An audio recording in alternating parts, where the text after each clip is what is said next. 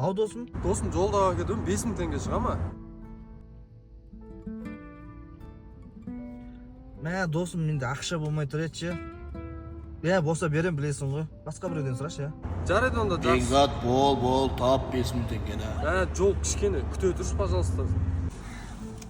Досым. Бекзат досымыздан айырылып қалдық. Қойш, қаладан үйіне жете алмай қайтып кетті.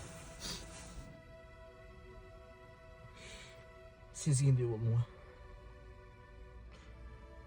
Кеше қарызға ақша сұрап еді.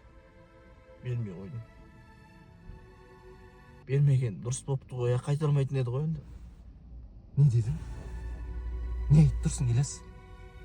5000 теңге үшін осындай әңгіме айтып тұрсың ба сен сонда? 5,5 теңге болса мейлі екен.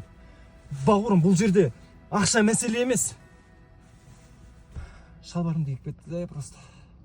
Новый ойын ба?